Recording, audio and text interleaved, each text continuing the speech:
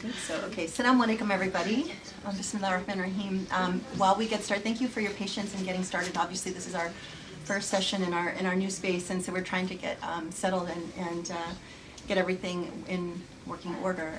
We have something really special today. If you were not able to join us at our khutbah yesterday, then you missed this incredible edition now that we're going to be doing, where we have Quranic recitation prior to the Friday prayer. Amazing. I'm going to introduce Shayan Parsai now as well.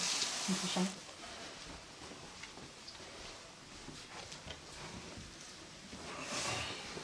Assalamu alaikum wa rahmatullah.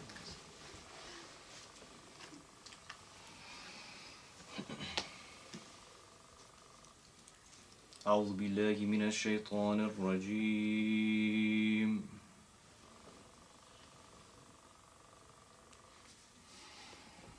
بسم الله الرحمن الرحيم.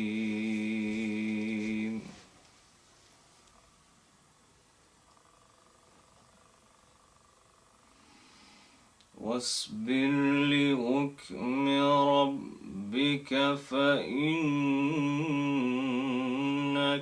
بأعيننا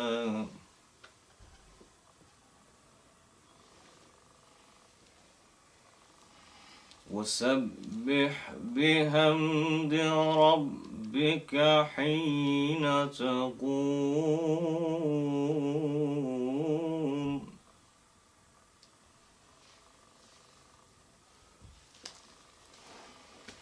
ومن الليل فسبحه وإدبار النجوم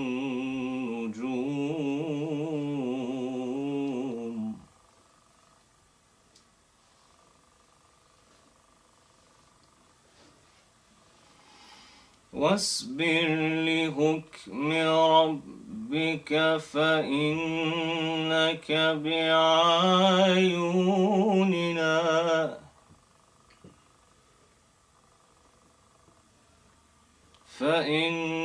فإنك بأعيننا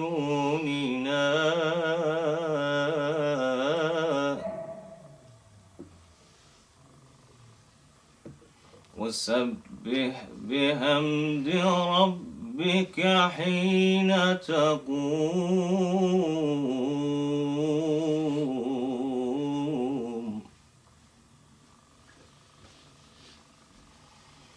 ومن الليل فسبحه وإدبار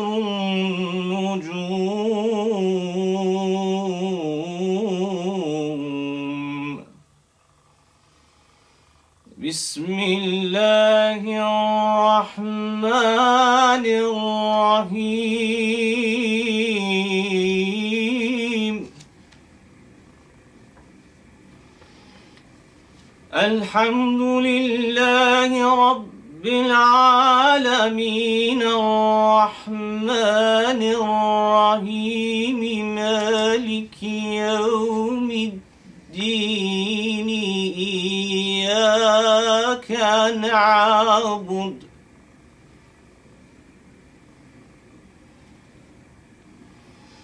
إياك نعبد وإياك نستعين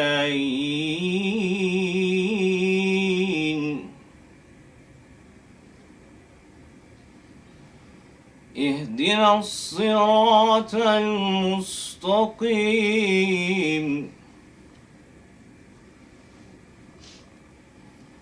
صراط الذين أنعمت عليهم غير المغضوب عليهم ولا الضالين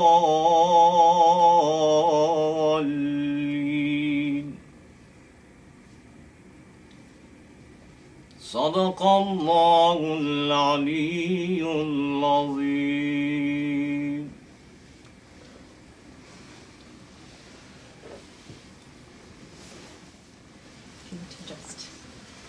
Assalamu alaikum everybody. It is amazing to see everyone.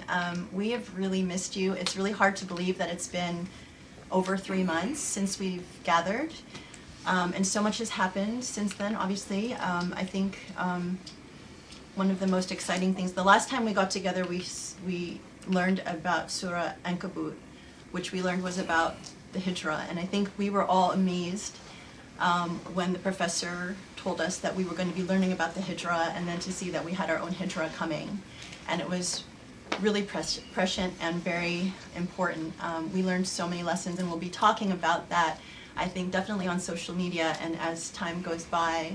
I think I really just wanted to comment on how special it is that we're gathering again, and how meaningful the start of this project. I mean, what started really as a seed of a dream last summer grew into this massive migration and a bringing together of people from around the world. I think definitely with the pandemic, it helped us to connect with people all around. And then the opportunity to invite students to come and study here, and make the decision to take a year out of their life to really focus on the Quran, and then to actually arrive here in Ohio and start this project. All of us are just extremely excited, and looking back, it's really momentous because when we talk about moving the library, it was no small feat to move 100,000 plus books across country with 5 full-sized trucks. Like when you see people, these huge, massive trucks driving across country, we needed 5 of those to move us with the library. And it's an incredible journey, and it makes you think about the history of the library, and even personally where this started. I met the professor in 1995. When we met, he just shared with me the very first chapter of the Conference of the Books. Sorry, somebody is joining. So I hope everyone will have a chance to read that book, because it really captures everything about what we're doing, and the past and the future, and what we try to do at Usuli. And it's an amazing journey because the library has a whole history. It started with the professor's grandfather's books, his father's books, his own books. The Conference of the Books was very much a singular, lonely journey of one scholar interacting with his personality of books, the conference. And then it grew to, more people and more students, and now here we are today with people that are ready to really study. But I wanted to say and emphasize and underscore what the professor said yesterday in his khutbah, which is that there are people that are connected with what we are doing that are not present physically here. And there are people, who have been with us on this journey for a long time. So, and some that are new, and I hope that we will garner more people to join us on this journey. But the people here were just the people that Allah facilitated the ability for them to take a year off and really focus. And they are going to be here doing a lot of the hard work of mining, the fruits of the Quran. And we will share that here with everyone. Like when I was thinking about Project Illumine starting in the summer, it was the fruit of one man and his journey with the Quran. And we were sitting by really, enjoying the fruit of all that hard work. And now the students are here, and they're going to be working really hard to also share the fruits with all of us who are connected wherever we are. So for people who, have written to me and said, I wish I could be there with you in person, I wish I could be part of this project, I couldn't take the time off because my circumstances, it's okay. God selected this group of people to do the hard work now, and inshallah, we will all benefit. It's for our collective future as Muslims. It's for our children, and I personally believe and am so passionate that this is the way forward for Islam, if Islam has a chance of surviving this really difficult, dark, Islamophobic age. We know that everyone cringes when they hear the word Muslim or Islam. And what we try to do is, or at least I know I personally say with pride that I'm Muslim, because I know what's in this tradition from everything that I've learned through this journey. And I want more people to join this journey and feel confident and proud, and genuinely not afraid to say that they're Muslim, and be ready to show what is really beautiful about this tradition. And so that's why Project Illumine is just so special. I mean, it all comes back to reconnecting with the Quran and developing our own relationship with God and the book, and hopefully allowing that journey to empower us in doing whatever it is we are doing. The students here are tremendously special. They are all superstars in their own right, and they come from a lot of different backgrounds, a lot of different interests. It's very fascinating. They're not all here because they're trying to be Islamic jurists or academics. This is a journey of the heart, and that hopefully once we embark on this journey and come out the other end, hopefully people will be empowered to do whatever it was that God sent them here to do with whatever skill set they were given. And hopefully they will be stronger for being able to weather the challenges, and deal with the weaknesses and the strengths and everything. So, we all feel that we're here working for God, and that we're trying to help everyone else build that relationship. So it's a very meaningful start. It's going to become very intense. Obviously, we're going to have a lot more sessions than we have in the past. This is the first time we've all experienced it in person, so I think we're also not sure exactly how it's going to look and feel. I know that I had mentioned to the interactive group that we want you to be regulars, but honestly, it's like if you had to do 5, 6, 7 hour halakas twice a week, I know that's a lot for any normal human being, mere mortal. So we invite you just to join whenever you can. And it's, everyone, you have the challenges of life demands, and so we understand that. And we have people here, again, really focused on digging in deep and doing the hard work. So, inshallah, I hope that this will elevate all of us. And because the students are doing a lot of hard work, because the Usuli, library needs a lot of help and now getting settled. Now it exists in boxes, and a lot of our bookshelves that we bought from our own funds over the years, when we moved them, a lot of them fell apart. So we actually don't even have enough bookcases to house the books. It's a long-term project, but this has always been our passion in preserving the library and the tradition. So we've done this, for the sake of God, but for our entire tradition. So I hope that people will feel a personal connection and an investment in making sure that this library stands as testament to everything we're trying to convey about the beauty and richness of our tradition. And as the professor mentioned a couple weeks ago, the Islamic civilization produced more than any other religious tradition. So we've tried to save as many books as we could personally afford. So please, if you can, spread the word, ask people to donate. We have, the Quran project before us. We would love to be able to do the same thing for the Surah after this, and beyond that, work on the purpose of Sharia, which all of those things, if we think about the Quran, the Prophet, and the perception of Sharia, all of those things are critically important. And if Usuli can play a role in elevating those things, then that paves the future, a very bright future for all of us. But we need everyone to take part in this if they believe in it. So please spread the word, and please support as you can. So with that, I'm very proud and excited to welcome you to the first session of Project Illumine. And I pray that, inshallah, it'll bring us to a very beautiful place. What are we going to do about Asr prayer? We can break for Asr prayer. I don't know what time. Is it Asr yet? It is. Oh, it's Asr prayer. It's already Asr.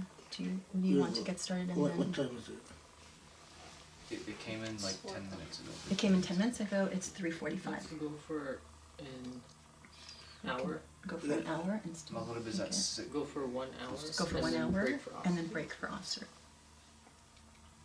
Do you guys, do you guys prefer that? It's whatever you need. Or should we just pray Asr now? No, I think we should start. Okay. So, You know what? Can you do me a favor and write down? I'll grab my iPad. yes. Okay. Oh, you don't need that I'm anymore. gonna wait for you. Okay, you don't need this one. Yeah, Okay. I'm gonna wait for you. I just forgot my iPad, so I asked Grace to run down and It's for get next my time. iPad. It's okay. As you know, it's very hard not to have access to the books, and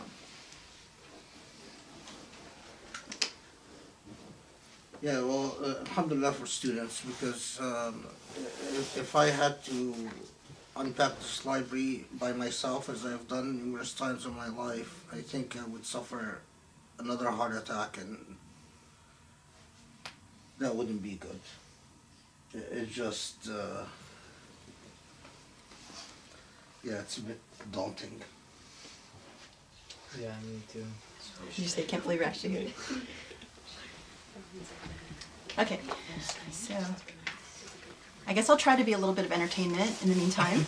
If anybody has any questions or anything, the students are saying, I can't believe we're here, and it is like really strange because I think we were, Ohio, everyone has always asked the question, why in the world would you move from California to Ohio?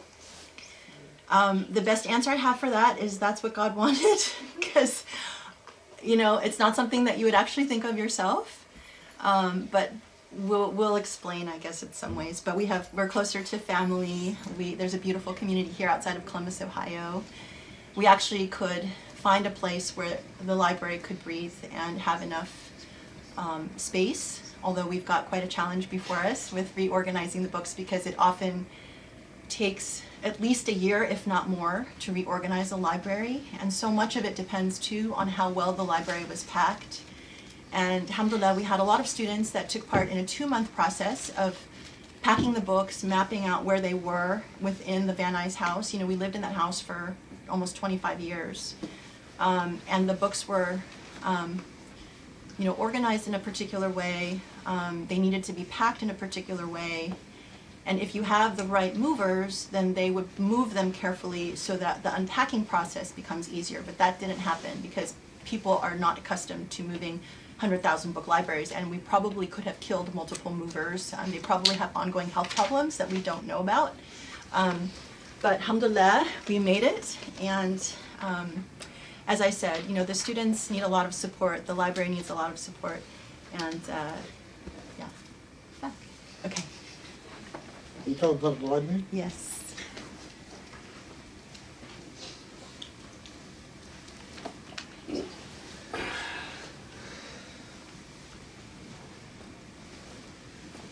May Allah bless this library and preserve it, and may Allah inspire people out there to make the funds available so the library can be preserved, protected, and grow. Yeah, that's scary as this sounds, and grow. I don't know, as long as I'm breathing, it just, yeah. If the funds are available, the library will grow. Sure. If the funds are available. Okay. Bismillah ar-Rahman ar-Rahim. Alhamdulillahi Rabbil Alameen. Wassalatu wassalam ala Muhammad wa ala alihi wa ashabihi wa taba'u bi ihsanin ila yawm al-din. So inshallah today we are going to do Surah Al-Tur, and if you have been following us, you will remember that Surah Al-Tur was supposed to be the surah that I did when I in fact did Surah al-Ankabut. I had prepared Surah Al-Tur, and then it became clear that I was supposed to do Surah al-Ankabut and not Surah Al-Tur.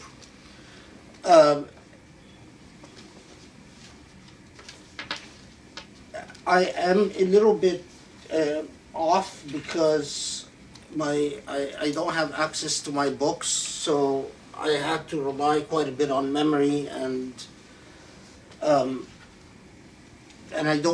couldn't find my notes either, so it was a little bit of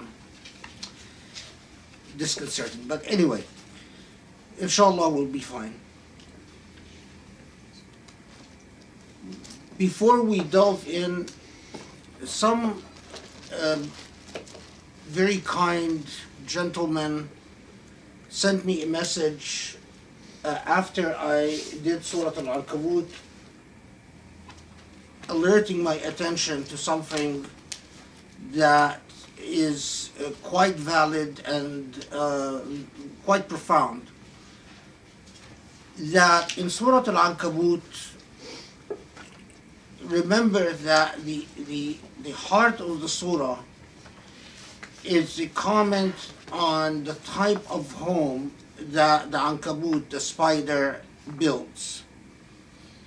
Well, what this gentleman pointed out to is that the reference to the spider in Surah Al-Ankabut is in the mu'annas, it's in the feminine form. كمثل العنكبوت اتخذت بيتا اتخذت. So the reference here is to a female spider, which is profound because in fact the type of home that a female spider builds by definition is unsettling and unstable for anyone with rational capabilities, because it is the female spider that betrays the male spider and kills the male spider after mating. So it's rather significant that the Quran refers to the female spider as taking a home. And the gentleman who alerted me to this, it's absolutely true, although in the classical tafsir, for probably quite understandable reasons, is they never pause at this point, that it is in the mu'annath, it is in the female form rather than the normal neutral or male gender, which is quite often the neutral gender. So it is significant that Allah subhanahu wa ta'ala points us specifically to the feminine form. It's significant because it shows that scientifically it's correct, not because there's anything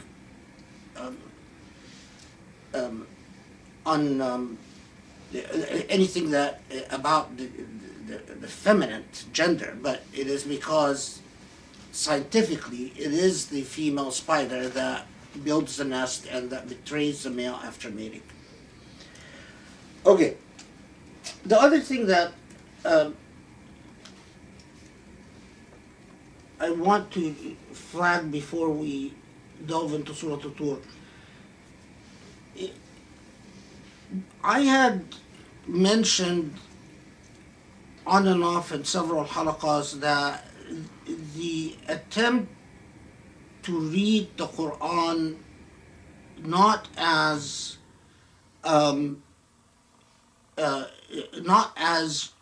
ayat addressing different topics, but as in a coherent, comprehensive, systematic way, either to see the surah as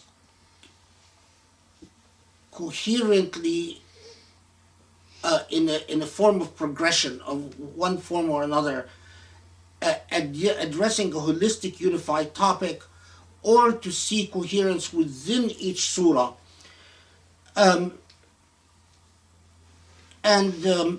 It's a little bit of a miracle that I found it in the midst of the chaos that we have, because people who have not seen it, there are just hundreds of boxes everywhere, and it is a miracle that I found it. There's a good example of this is a book that was written by an Andalusian scholar in the 8th century Hijra, 13th century.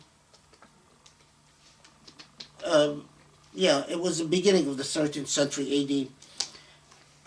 His name was Abu Ja'far ibn Zubair al-Gharamati. He was from Granada.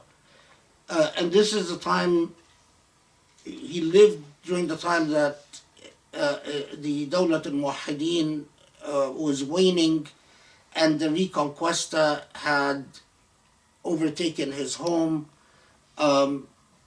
where he lived, and he was forced to migrate and so on. But he wrote a very interesting text in Andalusia, and the text survived because a copy of it had reached Morocco. Of course, like all the Islamic texts, it was burned by the Reconquista, because the Reconquista gathered all the Islamic texts that they found and destroyed them. But a copy of it had survived in Morocco and reached us, and the book is called Al-Burhan fi Tartib Suwar al-Quran. And it's a very interesting example of, for Ibn Zubayr al-Gharanati, he was convinced that the way that the Quran is organized, from Al-Fatiha to Al-Baqarah to Al-Imran to so on, in the way that the Quran was organized, was a coherent message that complemented each other and fortified each other.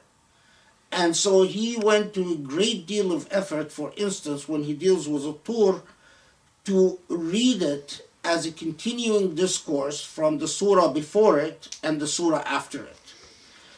And it's a very interesting example. For many different reasons, but it's worthwhile, and especially those who want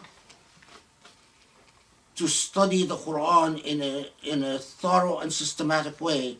It is important to find texts like these and to read them. Now, in this context, there are various mufassirun that will tell you that Surah Al-Tur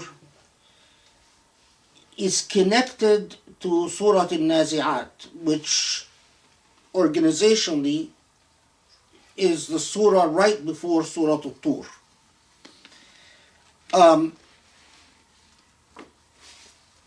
For reasons, inshallah, that I hope will become clearer later, I'm not sure if I'm convinced of that. But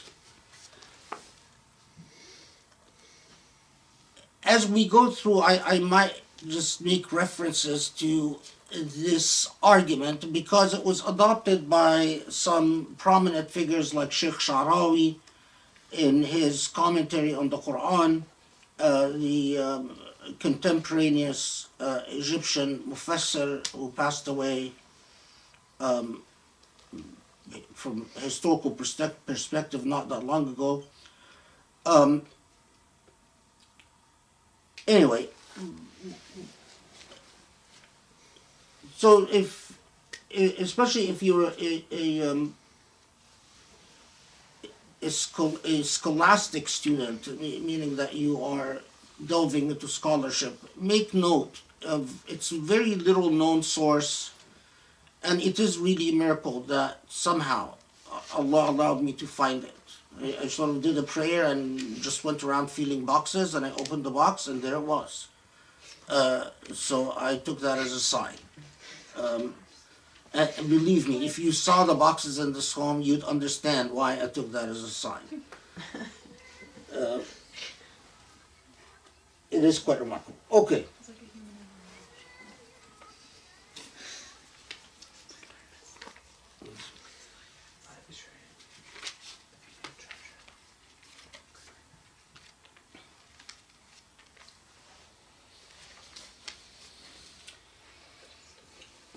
Surah Al-Tur. The surah is Meccan, and it is one of these surah that there is no reliable reports as to an occasion for revelation. We do know through cumulative evidence from a variety of sources that Surah Al-Tur is revealed clearly after Fatiha was revealed. It is revealed after some of the very prominent chapters of the Quran are revealed, for instance, and just to situate it, and then to comment on why that is important. But it's, of course, revealed after the very early surah like Al-Qalam and Al-Muddathir and Al-Fatiha and Mu'awwizatan. It is also revealed after Al-Duha, it is revealed after Al-Kafirun, it is revealed after Al-Falaq.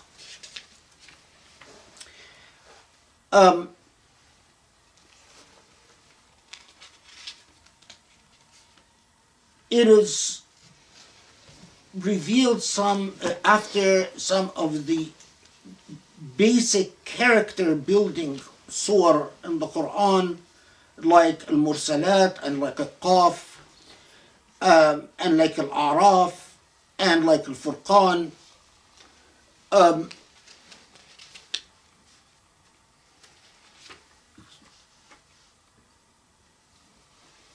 And it is also revealed after Surah Maryam was revealed. It is revealed after Surah Taha was revealed. And after the Isra, the event, the monumental event where Muslims went through a major test, and as we said before, that in Surah Al-Isra and the events surrounding the Isra, there were Muslims who did not pass the test and found that the story of the Isra was too incredible, and those were weaned out.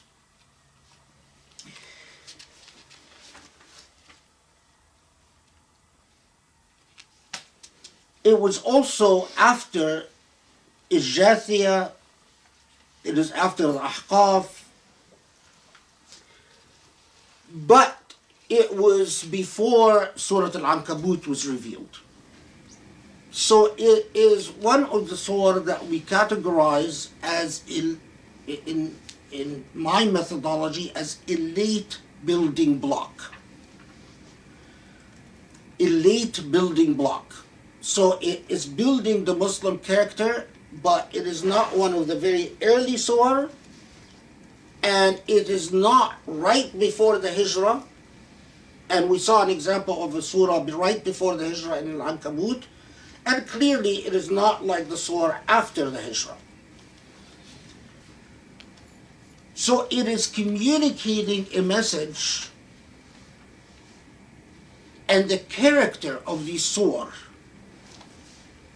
in general, and as I'll demonstrate to you, the characteristic, the personality of these surah is that they transmit, not like Luqman and Al-Furqan, some of the basic black and white ethical rules for a Muslim,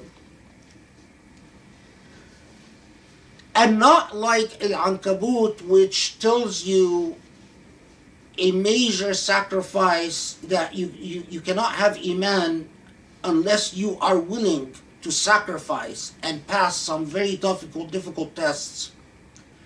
But these late building block surah tend to communicate what I will often describe as a philosophical point, meaning a deep point about your existence, but that needs an evolved level of Iman. So after you've understood the basics of Iman, it will tell you something beyond that about it. A good example of that, by the way, is Surah Al-Rahman. We saw in Surah Al-Rahman, you are given nothing short of a total outlook about your life on this earth. And at the core of that outlook is the core idea of al-mizan, the balance. That you must be a balanced human being. We saw that with the Rahman, that as a human being, you cannot be the type that indulges in extreme mood swings, extreme acts of either forgiveness or anger. You cannot be a human being that misses the principles of justice. And Ar-Rahman is one of these surah that you can spend a lifetime studying. And every time you visit Surah Ar-Rahman, it will reveal layers of meaning and mukashafat rawhaniya. It will discipline your soul. Ar-Rahman is a good example of the late Meccan period surah that are not the black and white ethical building blocks, and they're not a preparation for the material sacrifice, but it's taking you to a basic and more fundamental point that requires deeper reflection and a deeper commitment.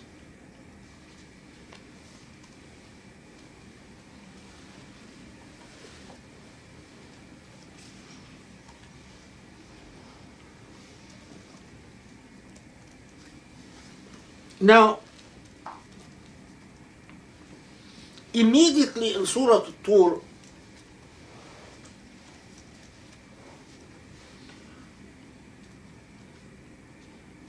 one of the things that just grabs your attention, if you read the surah with any level of concentration,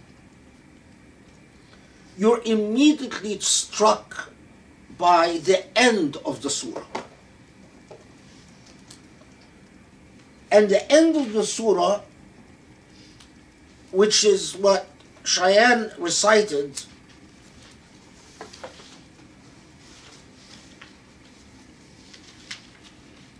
has a very soft, intimate, emotional communication that is profound and loving and tender.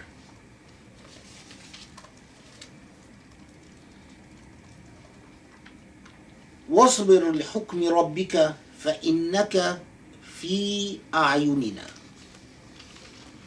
Persevere, because you are in our eyes.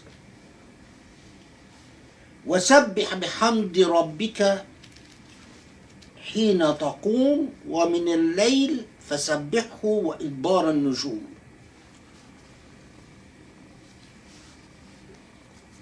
Persevere, hold steadfast. You are in our eyes. That expression, you are in our eyes, was used in the Quran previously when Allah subhanahu wa ta'ala is talking about Moses and the upbringing of Moses, and it says, وَلَتُصْنَعَ عَلَى عَيْنِي. You will be, the way that you will be raised is of special interest and concern for me. Ala aini means literally it's per my eye, but figuratively it's an expression that means according to my intimate care. So the Quran uses that expression elsewhere twice. I can't remember the second time, but it was very close to وتصنع على عيني. If I had my notes, I would be able to tell you, but you know. But what would a believer who has the basic iman, understands that Islam is about committing your time for Allah, committing yourself for Allah, committing your resources for Allah. You already have the surah of Furqan and Luqman and all these surah that have built your character as a believer. And you know that life, you either live a life with your gaze directed at the divine, and if your gaze is directed at the divine, there is a philosophy that follows. Or you live a life where your gaze is directed at anything but the divine. And then you're a bundle of confusions. So that had already been established. And as we will see, for instance, when we talk about Surah al-Furqan, these essential building blocks are already there. But what does a believer feel when they read Allah subhanahu wa ta'ala talking to the Prophet and say, وَاصْبِرْ لِحُكْمِ رَبِّكَ, persevere and be patient, hold steadfast, إِنَّكَ فِي أَعْيُنِنَا, you are in the folds of my heart, as if Allah is saying that. So what does a believer feel?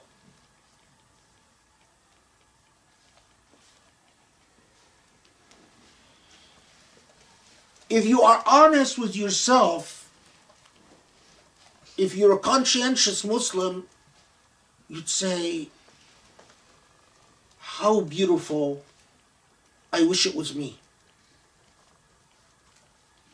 Right? I want that. I want to be that. I want to be in Allah's eye. I want to be not the prophet. I'm not a prophet. But I want to have that proximity to Allah subhanahu wa ta'ala that I know I am dear to Allah. Not just dear, I am beloved to Allah.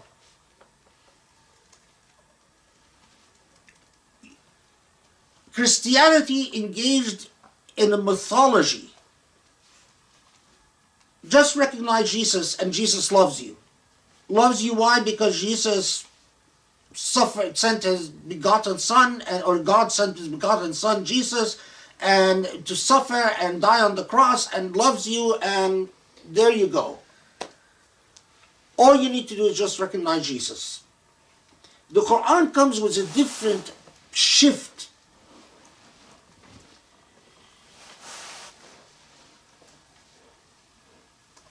A paradigm where if you want that special status, there is a logical, systematic way you can achieve that special status.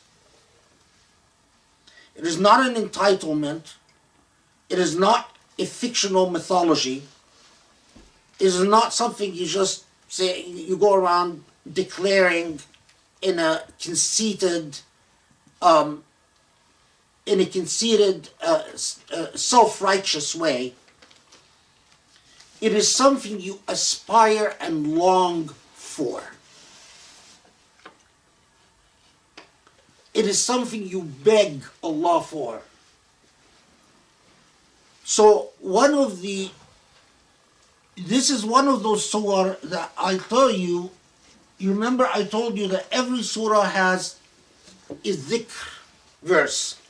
And inshallah, as you know, the move caused a lot of disruption. Allah knows the disruption continues. And of course, it's for the sake of the library, because the books needed to be protected. I just seen the books on the floor, and you know, sometimes we had like a water, some books were destroyed. It was very, very hard. So this move was for the sake of the books, but it caused an enormous amount of disruption. And why did I start talking about the disruption? Oh yes, yes. Thank you. And why? Because I'm apologizing for the fact that it's taking me so long to get the Project Illumine going properly. And for it to go properly, I would do the dhikr with students before presenting the surah. But because of the disruption, I couldn't do that. I'm just trying to catch up on so much, a mountain of delayed work because of the move. Ya Rab, pray for me, please, so I can catch up, so we can do things the proper way. The dhikr of the surah are exactly these verses. You want to feel a power in your life unlike any other? Recite وَاصْبِرْ لِحُكْمِ رَبِّكَ فَإِنَّكَ بِأَعْيُنِنَا وَسَبِّحْ بِحَمْدِ رَبِّكَ حِينَ تَقُومُ مِنَ اللَّيْلِ فَسَبِّحْهُ وَإِدْبَارَ النُّجُومِ. Recite that for as long as you want. If you recite it for 5 minutes, you will feel a certain power. If you recite it for 10 minutes, you'll feel a different level of power. If you recite it for half an hour, you will feel an extra level of power. If you're able to recite it for an hour, you will know what it means to be in Allah's eye. You will get a glimpse of what it means to be in Allah's eye. So, the Quran, remember, the Quran is revealed to the Prophet Muhammad ﷺ, and revealed in the context of Mecca and then in the context of Medina. But every revelation is an exemplar educating us about something. It is not happenstance. It is not just Allah talking to the Prophet. If Allah didn't want to teach us something about divine love, it wouldn't be in the Quran. When Allah talks to His Prophet and tells us there is a path for you to attain that status, it's addressed to the Prophet, but it is instructional and educational for us. Allah doesn't create that expectation because Allah knows that the vast majority, 99% of human beings, are not going to do as the Prophet did, tasbih and tahmeed, every waking moment. You want to follow the sunnah of the Prophet? You want to understand the sunnah of the Prophet? It is not the beard. It is not the jalabiyah. It is not the miswak. It is not all the things that people do in Islamic centers. It is the tasbih and tahmeed that define the life of the Prophet. What defined the life of the Prophet ﷺ, his sunnah, is that he was a man of dhikr. Yes, he would talk to you. Yes, he would help you. We have so many reports that if Allah gives me the life and resources to be able to do the same for the seerah of the Prophet, I will demonstrate it to you time and time and time again. It is only because we are a defeated people, defeated by Islamophobia, that we can't see it in our seerah. But when your intellect and your soul is liberated, you see it so clearly, unmistakably. Yes, the Prophet would help you. Yes, the Prophet would sit with you. Yes, the Prophet would socialize with you. Yes, the Prophet would even smile and joke. But every moment, if you truly read the seerah and pay attention, what is profound is the amount of tasbih and tahmid, the amount of dhikr that the Prophet ﷺ did. And as theologian after theologian, if you want to read it stated very beautifully, read Jilani.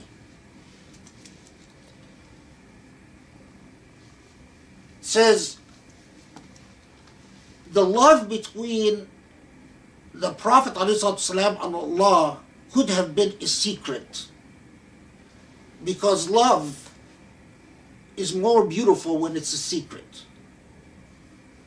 But the reason it was not kept a secret and it was shared, not because the Prophet needed to share that love, but to teach us.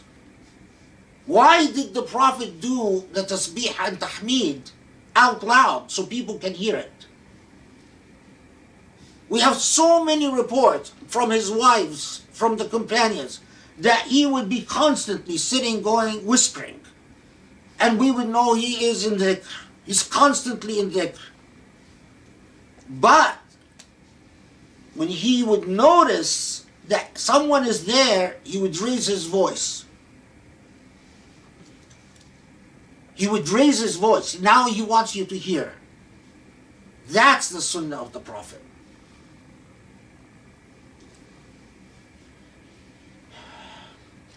If I could redefine the epistemology, fancy word for system of knowledge for Muslims, people, the Sunnah is not going reading the Gardens of the Righteous and Nawawi and seeing how the Prophet drank water and how all of these are qushur.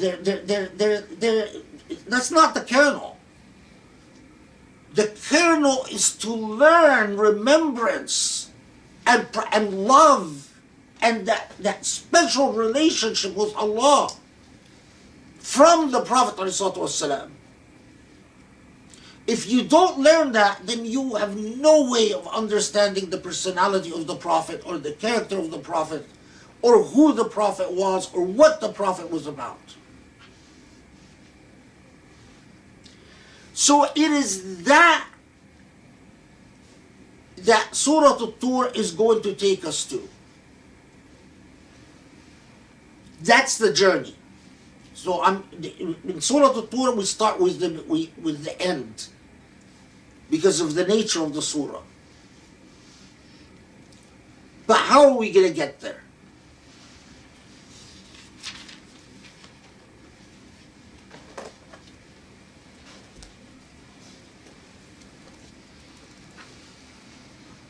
Okay.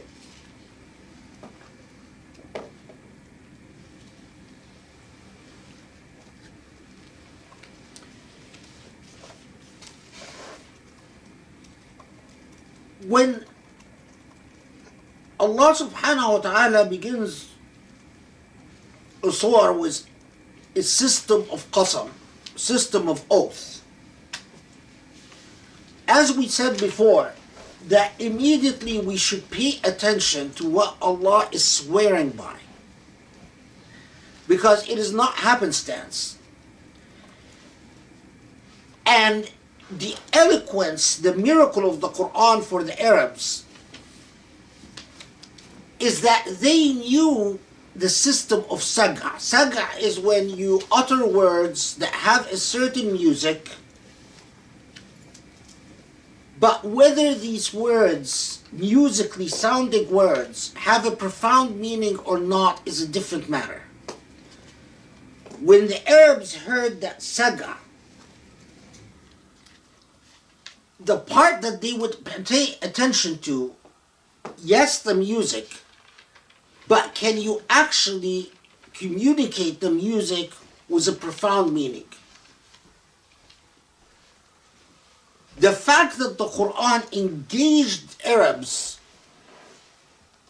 in this form of saga, but still delivered something that their poets could not match, is precisely what we mean when we talk about the linguistic miracle of the Quran. Because when Arabs would hear Al-Tur والكتاب وكتاب مسطور وكتاب مسطور في رق منثور والبيت المعمور, they're hearing saga. Saga al-kahana, the saga,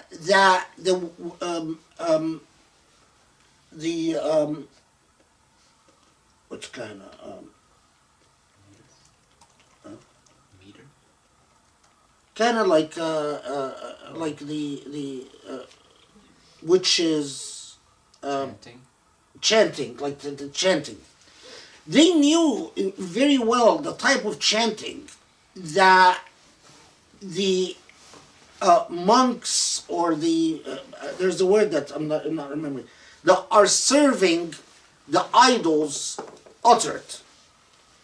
And they would hear Al-Tur وكتاب مسطور في رق المنثور والبيت المعمور. That's saga. But the remarkable thing is that while it is invoking the music, it is delivering a meaning that they have not ever heard before.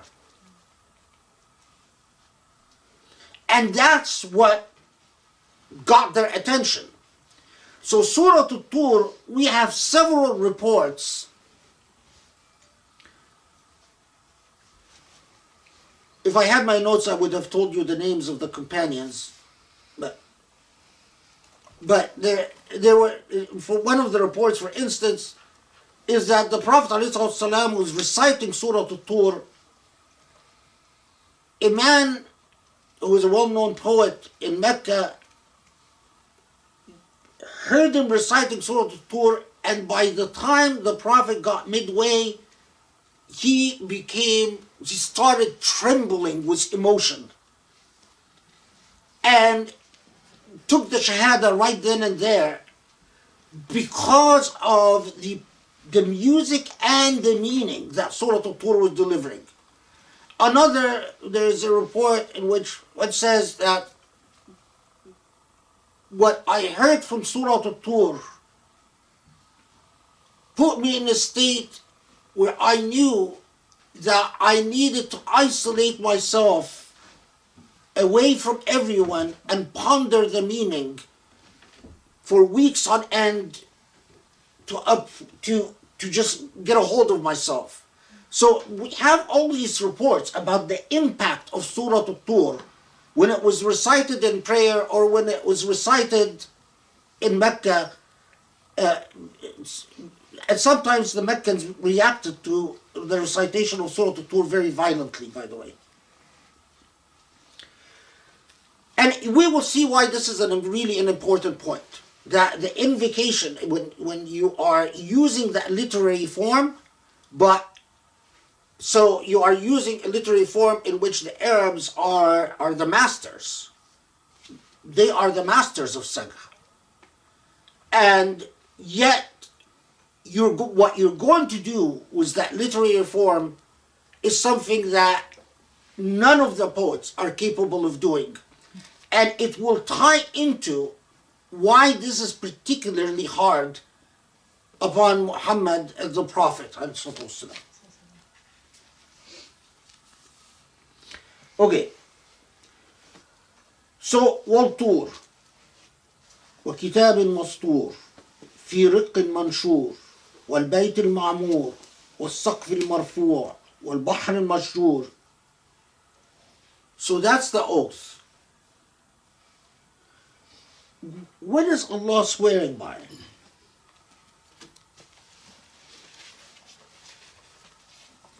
I'm just I'm using the translation I could find in the midst of the mess.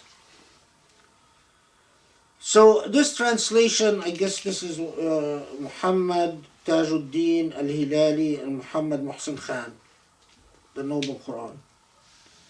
Want this one? Doesn't matter. By the Tur, and in parentheses he put mount, by the book inscribed, in parchment unscrolled, and the Bayt al-Ma'mur wrote it out in transliteration, the house over the heavens parallel to the Kaaba at Mecca, continuously visited by angels, and by the roof raised high, i.e. the heaven, according to this translation, and by the sea kept filled, or it will be fire kindled on the day of resurrection. Is this what all the tafsirs that you have? More or less. It's more or What less. tafsir do you have? I think it's Abdul Halim. Can you show me Abdul Halim?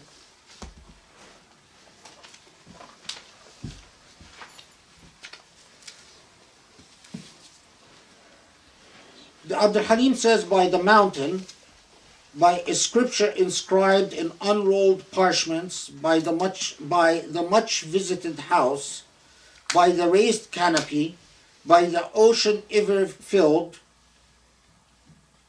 your Lord's punishment is coming. That's Jawab al-Qasam. So what is the oath here? And here again, the oath should give us pause in the context of what the surah itself is achieving. Tur is originally not an Arabic word. Al-Tur or Taur is a Syriac Aramaic word. It means mountain. And it entered into the Arabic language and was used in pre-Islamic Arabic poetry referring to a mountain. The Quran uses the word Tur on several occasions, most commonly referring to where Moses receives the revelation, particularly receives the law. And usually the way the Quran refers to this is Janib al-Tur, close to the mountain. The Quran refers to Tur Sina, the mountain in Sina, again in the context of the Prophet Moses. So, immediately when Allah is swearing by Al-Tur, that engaged the Quranic commentators. And since it is my practice to just always give you a sense of what the traditional commentaries say and so on. So, this is not, I don't know how to use technology, but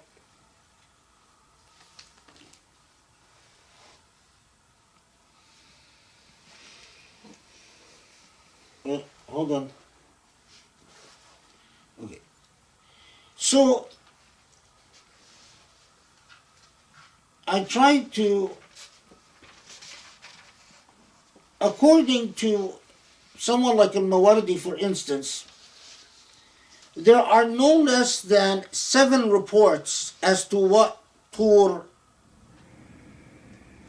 possibly referred to. But the reports are basically, in the tradition, are saying, is Allah subhanahu wa ta'ala swearing by the specific mountain where the Prophet Moses received the revelation? Or is Allah simply swearing by a mountain? And what is the significance of Allah, that Allah would swear either by the mountain where Moses received the revelation, and if that is the intended meaning, why not say Al-Tur Sinai, for instance, so we know that it's the Moses mountain?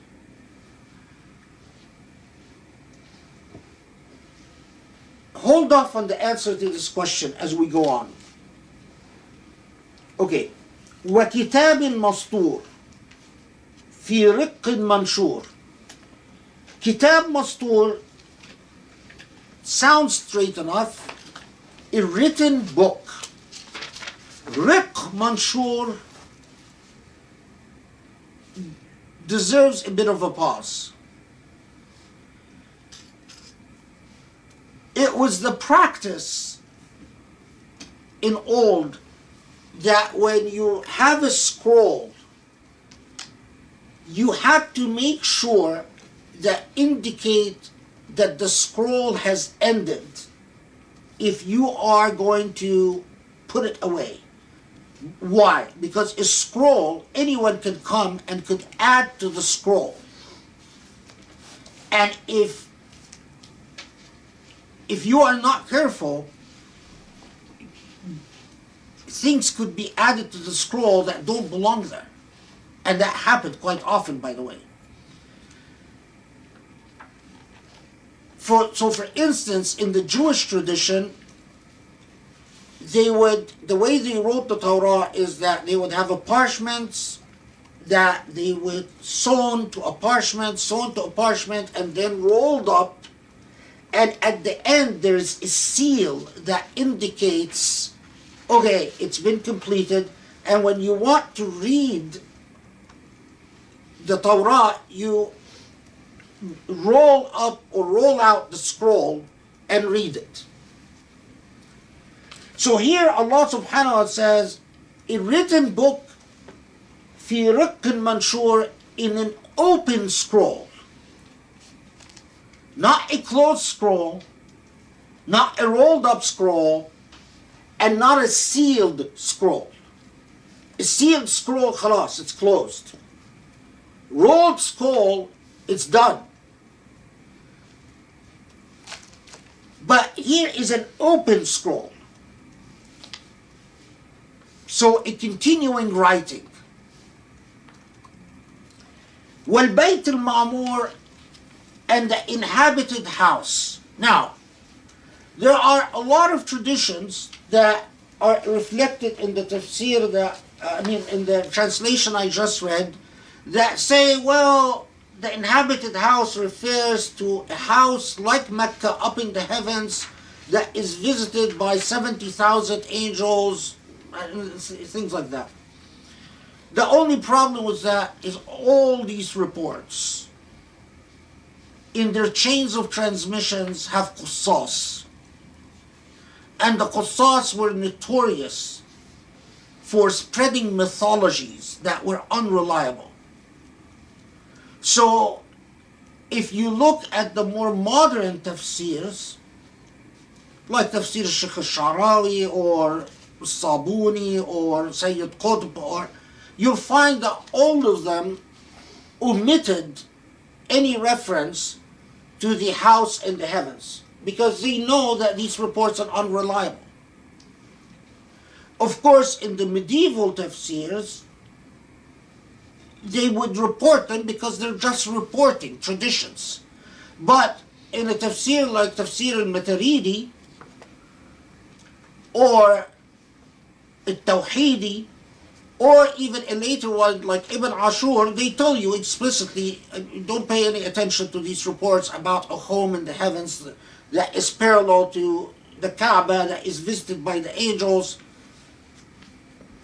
But then that begs the question, okay, so وَالْبَيْتْ الْمَعْمُورِ, is it referring to Mecca?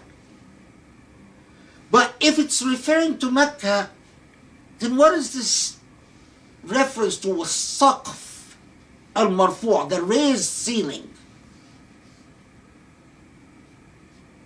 Does Mecca have a raised ceiling? And what is the significance of a raised ceiling if you're referring to the Kaaba?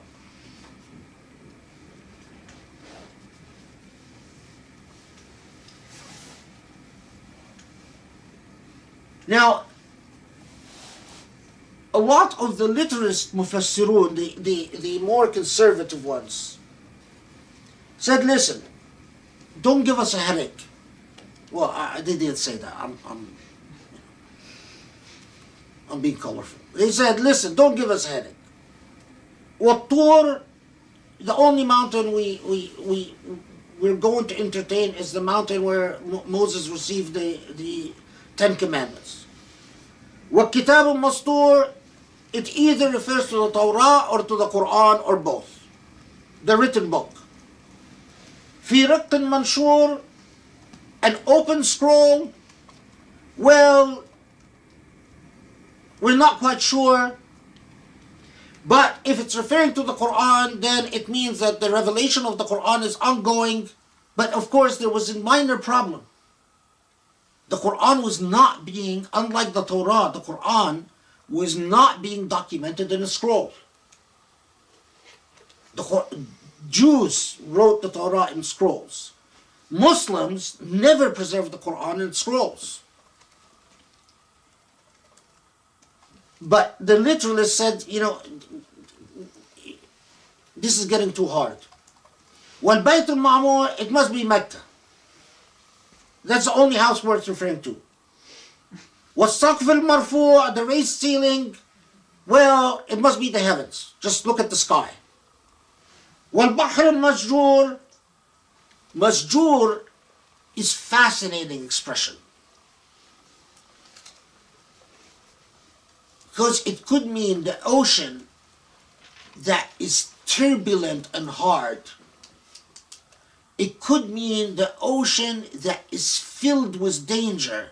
So the literalists, the traditionalists said, well, it must be reference to oceans or rivers in the hereafter that are full of hellfire.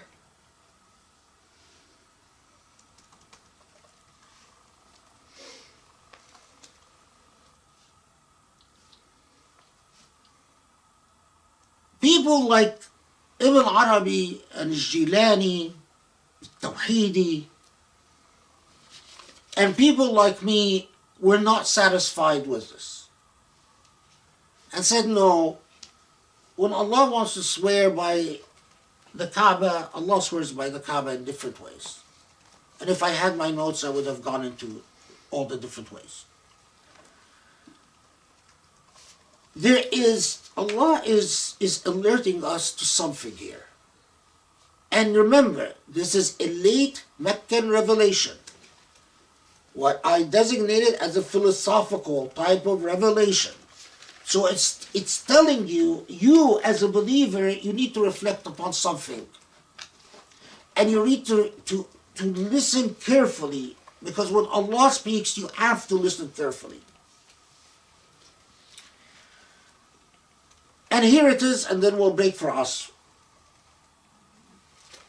Al-Tur, the mountain. Allah constantly refers to mountains on life on earth as anchors. وَجَعَلْنَا الْجِبَالَ رَوَاسِيَ, and refers to the dissolution of life on this earth where the mountains become كالعهن المنفوش, become nothing. So they always resemble, or they signify in Quranic discourse, the mountain, the anchor.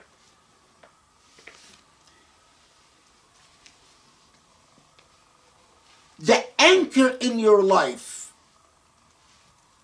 وَكِتَابْ al-Mastur, the written record, the written script in an open book. The open book of your comprehension of revelation. Put it together. The revelation, the open revelation that speaks to you always, constantly, different stages in your life. From the time you first hear the Quran to the last time you're going to hear the Quran when you leave this earth. It is truly, truly riq manshur, an open script. But whether it is a mountain or nothing depends on you. So many of us hear the Quran, but it is not a mountain. It doesn't anchor us. You come, I talk to you, Allah's will is this, Allah says this, yes, yes, okay, yes, yes, okay. And then you go do whatever you do, you always do. The earmark of exactly what Allah is telling Muslims about is those who say, yes, yes, yes, okay, yes. Alhamdulillah, brother, thank you, sister. But they do what they always do. Are you anchored in Allah's law or are you not anchored? It's up to you. The book is open. The book is always open. But it is you who decides whether it is an anchoring mountain or a mirage. Okay. وَالْبَيْتِ الْمَعْمُورِ. Okay. Ma'mur is not just, it could refer to Mecca. But here's the thing. Think about it. The house that you've built in your life, not the physical home, but the metaphysical home that you've built for yourself in your life. What inhabits it? Ma'mur, the home, and what inhabits it. Okay, what inhabits your home? What inhabits your home are material things. What inhabits your home are your mood swings. What inhabits your home is your ego. What inhabits your home is your pride. What inhabits your home is your comforts. What inhabits your home? That home could be a stable, balanced home, but it could also be an imbalanced, demonic home. A home of anxiety and superficiality and lies and deceptions and hypocrisies.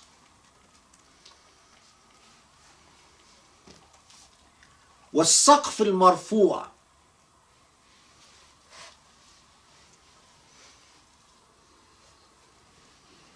All homes have ceilings. But here is the question. What is the ceiling of your home? What is the ceiling of your aspirations and dreams? What are your objectives?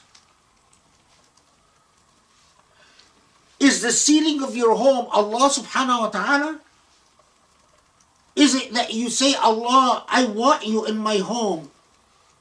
I want you in my marriage. I want you as my children. I want you in everything I do. Or is it the ceiling of your home, your degrees, your profession, your whatever it is that people do? وَالسَّقْفِ الْمَرْفُوعِ. The ceiling that you've raised. Now, the profound, and this is why Surah Al-Tur shook the earth. وَالْبَحْرِ الْمَسْجُورِ. The mountain, the home, the ceiling. What best resembles the nature of reality in which we try, which often challenges the mountain that we try to anchor ourselves upon and the home that we try to build. It's this turbulent ocean. And what is the turbulent ocean? If you say no, it's not a lake of fire in the hereafter, as some have said, which I don't believe. What is the turbulent ocean?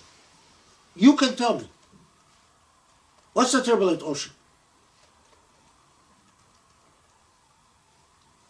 Do you know what? Life. Life. Al-Bahr al-Masjoor. Everything that challenges your home and your ceiling and your mountain in life.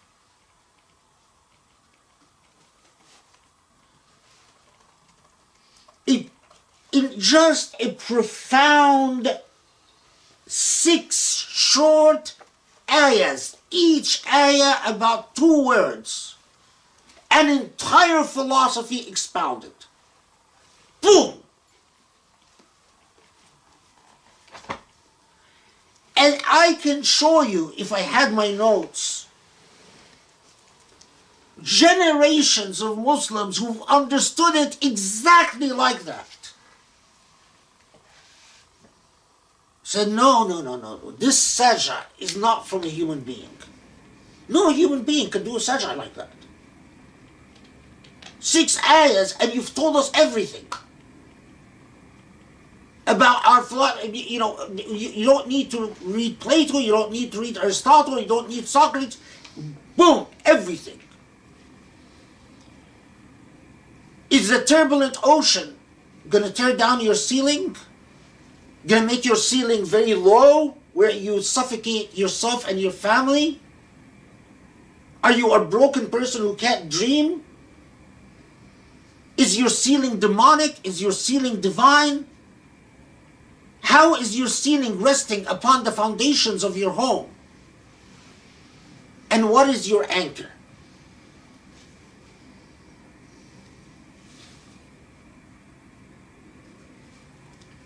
Okay, let's pause here and pray also.